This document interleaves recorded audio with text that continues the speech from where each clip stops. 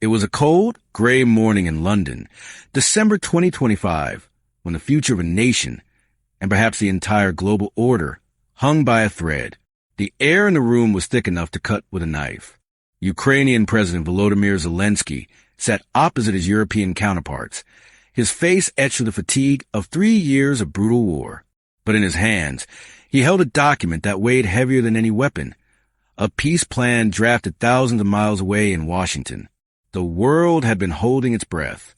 For weeks, rumors had swirled about a secret 28-point proposal from the Trump administration, a deal designed to end the bloodshed by Christmas. But as Zelensky scanned the pages, the silence in the room grew deafening. This wasn't just a ceasefire agreement. To him, it looked like a surrender.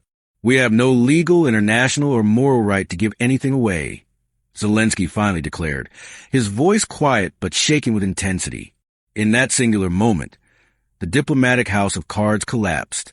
The Ukrainian leader wasn't just saying no to a piece of paper. He was defying the most powerful superpower on earth, while Russian artillery continued to pound his cities. This is a story of how the Washington peace plan fell apart, why Kyiv chose to fight on against impossible odds, and what happens when a country is asked to trade its soul for silence. To understand why this rejection was so explosive, we have to look at what was actually in the Washington vision. Leaked to the press just days prior, the plan was a harsh dose of realpolitik. It proposed freezing the conflict exactly where the soldiers stood.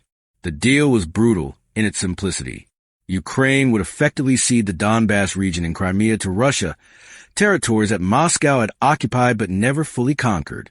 In exchange, the United States offered Article 5 like security guarantees, a promise that America would defend Ukraine if Russia attacked again. But there was a catch. Ukraine would be barred from joining NATO for the foreseeable future. For Washington, this was a pragmatic exit strategy. The war had dragged on, draining Western arsenals and patience. The logic was cold. Trade land for peace, stop the killing, and rebuild what's left. But for the Ukrainians, the devil was in the details. The plan included a demilitarized zone and suggested exchanging the Russian-held Zaporizhzhia nuclear power plant for other Ukrainian territories. To Kyiv, this wasn't a compromise. It was a partition. It rewarded aggression and left millions of Ukrainians under permanent occupation. The document wasn't a roadmap to peace. It was a map of a fractured Ukraine. Why did Zelensky say no?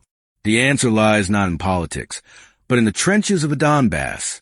By December 2025, the war had become existential. Every square inch of territory represented blood spilled by Ukrainian soldiers. Zelensky knew that accepting the Washington plan would mean looking into the eyes of mothers who had lost their sons and telling them their sacrifice bought nothing but a smaller map.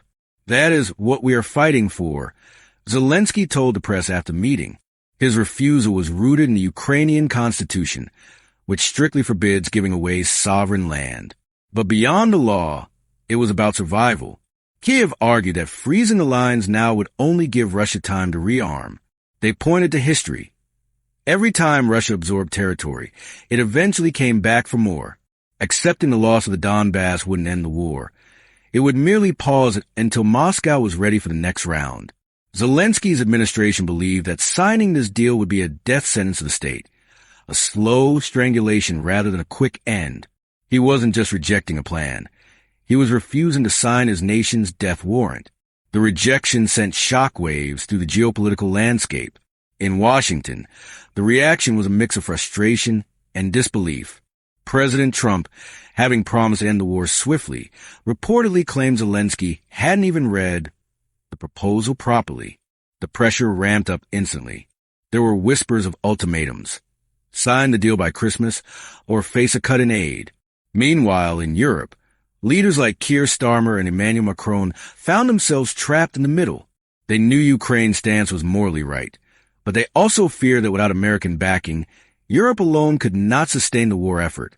They scrambled to draft revisions, trying to soften the blow and find a middle ground that didn't exist.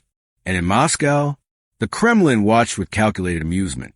Russian Foreign Minister Sergei Lavrov publicly rejected parts of the plan too, but for different reasons. Russia wanted more. By rejecting the U.S. plan, Zelensky inadvertently handed Moscow a propaganda victory, allowing Putin to claim that Ukraine was an obstacle to peace. Even as Russian tanks continued to roll forward, the West was fracturing, and the united front looked more fragile than ever.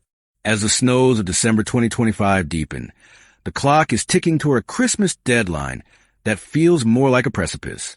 The rejection of the Washington peace plan has left Ukraine in a precarious position, isolated by its principles yet defiant in its defense. Zelensky has countered with a gamble. He is betting that the West cannot afford to let Ukraine fall, regardless of his refusal to sign. He is banking on the belief that peace is no alternative, but neither does freedom. We are now in the most dangerous phase of the conflict. The diplomatic gloves are off.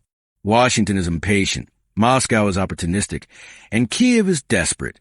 The coming weeks will decide not just the borders of Ukraine, but the credibility of the Western alliance. Will Washington walk away? Will Europe step up? Or will the winter freeze bring a new, darker chapter to this tragedy? One thing is certain. The pen has been put down and the sword remains drawn. The story of this war is far from over. In fact, the most difficult chapter has just begun.